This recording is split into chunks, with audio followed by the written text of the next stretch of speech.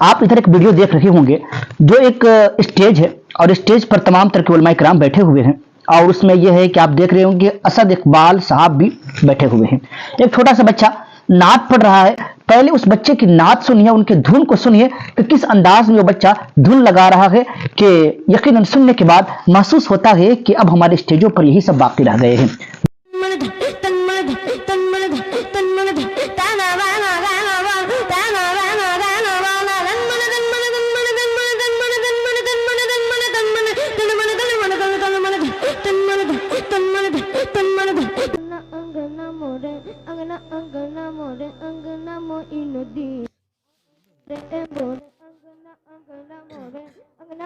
यह है कि सुनने के बाद ऐसा महसूस हो रहा है कि बच्चा जो है किस तरीके से तन मन धन करके वो इस तरीके से बस ढोलक और हारमोनियम की कमी रह गई हमारे यहाँ, यानी कि ढोलक तबला और दीगर वो जो जराए होते हैं उस चीज की कमी रह गई है। बकिया सारी चीजें हमारे स्टेजों पर पाई जा रही है। यानी कि आप गाने के तर्ज पर देख लीजिए कि हमारे स्टेजों पर नात पढ़े जाते हैं।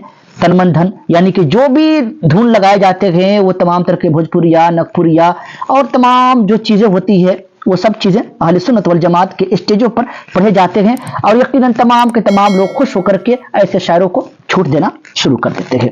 अब ये बच्चा को खुद ही देखिए कि इतनी छोटी सी उम्र में वो गाने के तर्ज पर नात पढ़ रहा है, कोई उसको टोकने वाला नहीं है, कोई उसको बताने वाला नहीं है, तो ये बच्चा यही समझेगा कि मैं जो काम कर रहा हूं यकीनन सही कर रहा हूं, इसलिए कि इसने तो अपने बड़ों से सीखा है, इसने तो अपने बड़ों को देखा है, इसने तो अपने बड़ों से वो चीजें सीखी है जो स्टेज पर लोगों ने करके दिखाया है। यानी कि गाने के तर्ज पर हो या नगपुरिया हो चाहे भोजपुरिया हो, तमाम तरह के गैर शरई हरकत जो बच्चा देखता है और अपने बड़ों से सीखता है। यकीनन ये बच्चा आप सोचेंगे कि अब यह है कि कोई हाफिज कुरान बन जाए, बेहतरीन आलिम दीन बन जाए, तो नामुमकिन है, क्योंकि इतनी सी छोटी सी उम्र में वो गाने के धुन पर बेहतरीन अंदाज में तन मन धन करके नात पढ़ ले रहा है, तो यकीनन अब इसका ध्यान पढ़ाई पे नहीं होगा। अक्सर हमारे स्टेजों पर जो शायर लोग हैं यकीनन ऐसे ही लोग हैं कि जो इदादिया उला सानिया पढ़ करके और थोड़ी बहुत अल्लाह ने आवाज दे दी है तो वो जा करके स्टेजों पर उनका कब्जा हो जाता है।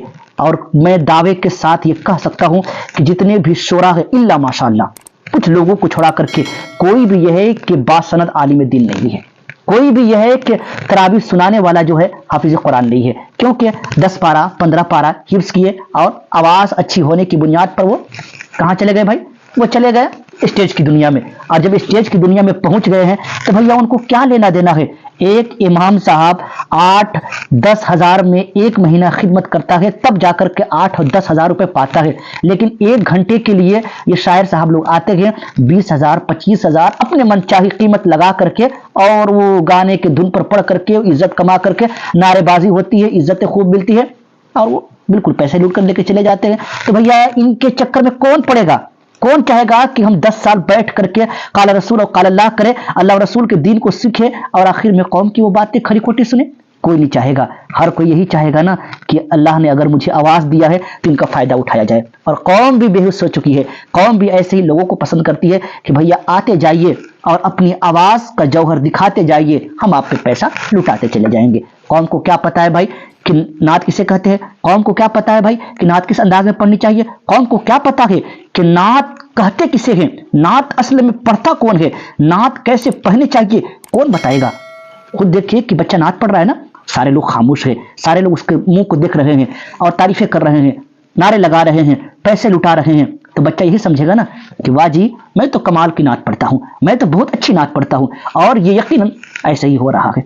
आप यकीन माने कि हमारे स्टेजों से जिस तरीके से पैगामात जा रहे हैं, जिस तरीके से गैर लोग देख करके हमारे स्टेजों से मुनहरिफ हो रहे हैं, ये सोचने वाली बात है।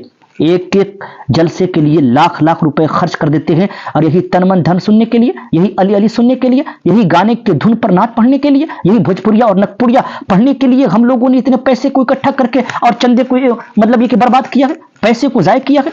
यकीनन सोचने वाली बात है और हमें एक लाहिया अमल तैयार करना होगा कि हमारे जलसों में किस मेयार के लोग आए और कैसी तकरीर होनी चाहिए और कैसी नात खानी होनी चाहिए, इसका फैसला हमें खुद करनी होगी।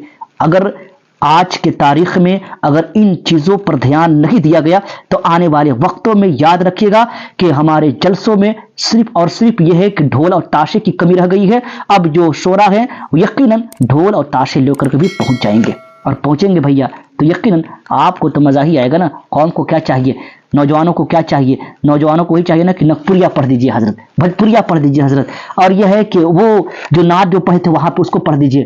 جن مردودوں کو یہ ہے کہ نبی کی نعت سن کر کے یوں پیسے لٹاتے ہیں، ان کو یہ توفیق نہیں ہوتی ہے کہ جب مسجد میں اذان ہوتی ہے تو نماز کے لیے آ جائیں اور رب کی بارگاہ میں سجدے کریں، یہ توفیق نہیں ہوتی ہے۔ میں کہتا ہوں کہ یہ عشق رسول نہیں ہے، بلکہ یہ عیاشی کرنے کا ایک دوسرا دھندا لوگوں نے تیار کر رکھا ہے۔ اگر زیادہ ہی عشق رسول ہے تو حضور اکرم صلی اللہ علیہ وسلم کی سنت کریمہ اپنے چہرے پر کیوں نہیں سجاتے ہیں؟ زیادہ ہی حضور سے عشق ہے اور نبی کی نعت سن کر کے آپ کا دل مچلتا ہے تو نبی کی باتوں پر آپ عمل کیوں نہیں کرتے ہیں؟ یقیناً اگر آپ نعت سن کر کے آپ کا دل جو ہے بالکل مطمئن ہوتا ہے اور عشق رسول بیدار ہوتا ہے تو نبی کے بتائے ہوئے طریقے پر آپ کیوں نہیں چلتے ہیں؟ میں کہتا ہوں کہ یقیناً یہ ڈھونگی محبت ہے، حضور سے عشق نہیں ہے۔ حضور سے عشق تب میں مانوں گا جب یہ ہے کہ نعت بھی سنیں اور نعت سننے کے بعد حضور کی کیا احکام ہے، حضور کے کیا پیغام ہے، حضور کی کیا باتیں ہیں، اس پر بھی عمل کریں گے، تب میں سمجھوں گا کہ حضور سے آپ کی محبت ہے۔ یقیناً نعت پڑھے جس طریقے سے حضرت حسان بن ثابت نے پڑھا تھا، نعت پڑھے جس طریقے سے ہمارے بزرگان دین نے طریقہ بتایا تھا، سلیقہ بتایا تھا، اس طریقے اور اس انداز سے پڑھے تو یقیناً لوگ محظوظ ہوں گے اور آپ کی باتیں اور آپ کے تمام طرح کے اقوال پر بھی لوگ عمل کریں گے۔ میں امید کرتا ہوں اس ویڈیو کو آپ زیادہ سے زیادہ شیئر کریں گے اور اپنے دوستوں تک پہنچانے کی کوشش کریں۔ جزاک اللہ خیرا۔